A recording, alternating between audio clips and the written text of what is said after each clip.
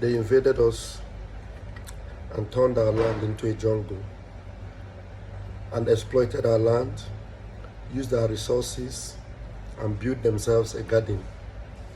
And now they are mocking us and calling us a jungle. In case you don't know, all this they did to us, they have no remorse, they are not sorry, and they want to even exploit us the more and turn our land into a breeding ground for themselves. We're not going to continue to allow these neo-colonists continue to exploit us. Enough is enough. We have to take our land back, we have to take our country back, and we have to be who we originally were. Africa is not a jungle. Africa is a beautiful garden. Biafra is not a jungle. Biafra is a beautiful garden. Let's take advantage of the garden that God has made us, beautify it. Just like in creation, the Almighty God said, I give you charge of this land, dress it and keep it. Let's keep Biafra land and beautify it as a garden. I am Vam Vam Vam. Yes, Europe is a garden. We have built a garden. The rest of the world, most of the rest of the world is a jungle. And the jungle could invade the garden. What's the difference between a garden and a jungle? A garden's a nice place where civilized human beings walk around. A jungle is the heart of darkness, where wild animals live. Now, many people in Africa, Asia, Latin America remember very well how in the name of civilization, European colonialism treated them like wild animals, enslaving them, torturing them, and even exhibiting them in human zoos.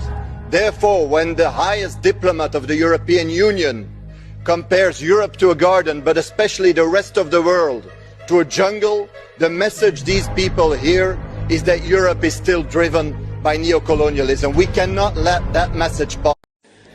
Yes, Europe is a garden. We have built a garden.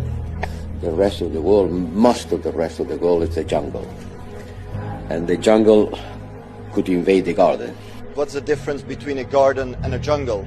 A garden's a nice place where civilized human beings walk around. A jungle is the heart of darkness, where wild animals live.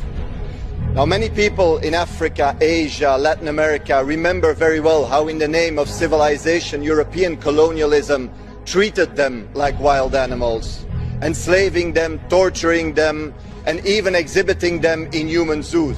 Therefore, when the highest diplomat of the European Union compares Europe to a garden, but especially the rest of the world to a jungle, the message these people hear is that Europe is still driven by neocolonialism. Having seen that, you see how they are taking us, how they see us. We must change the narrative. I am happy though that not every one of them, believe in that oppressive system, that monopoly system, or that domineering system. Not every one of them have that mentality. There are still some good guys in Europe. There are still some good guys in America. Like that a parliamentarian from Belgium. I'm sure that guy from Belgium understood very well what Belgium did to Africa. Is it a Leopold and what have you? How our people and our brothers and sisters were treated in Congo. That was paradise. Congo is paradise, not a jungle. Not a jungle. The beauty of Africa is what they came hunting for. They hunted it, they exploited us, and haven't done all that. They are still proud, some of them though, to say that we are going to invade them. They forgot that they are the ones that invaded us.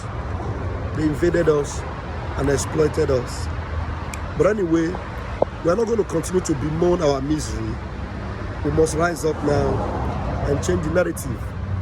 That is why Africa must be forever grateful to people like Mazin Nnamdi Kanu.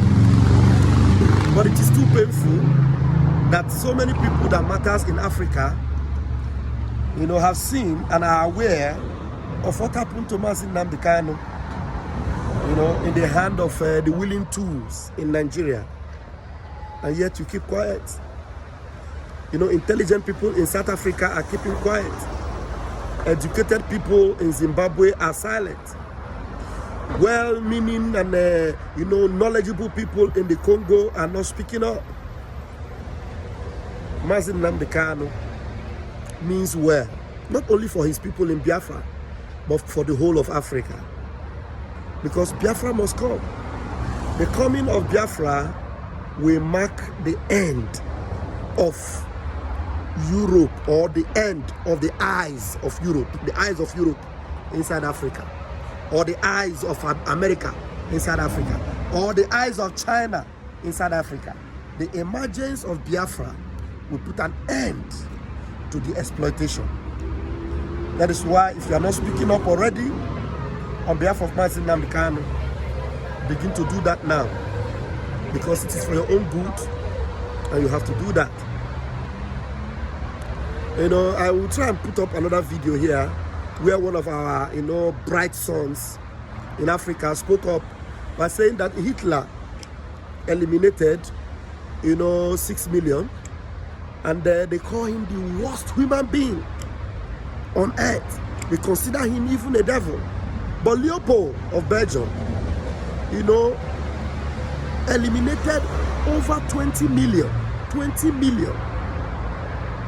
people in the Congo, and nobody is talking about it. This is the time for Africa. This is the time for us to begin to talk. This is the time for us to begin to take back what belongs to us. We will not die in silence. Gone are the days when they will speak and we will fear. Gone are the days when we look at their color and we think that they are more superior. Gone are those days. Today, we understand who we are. We understand who we are. Chocolate color, they call us black. No, you shouldn't conclude yourself to be black. Some of them, you see them as their color is, they want to go to the sun and they want to look like us. Tell me, if they are so perfect, why do they want to look like us sometimes? You see the deception in them? Anyway, we are more aware now and we know better. And so this is the generation of Africa that will change the narrative of yesterday. My name is Raphael Chiamaka Jere, aka Pastor Vam Vam Vam. Please subscribe to this channel, share this message, and let it go viral. Thank you very much, and be blessed. Mazin Nnamdi Kanu must be free. Mazi Simon Ekpa needs our support in doing everything he's doing for the freedom of Mazin Nnamdi Kanu. I love you, but Chukwu Kikabiama, our God, loves you more.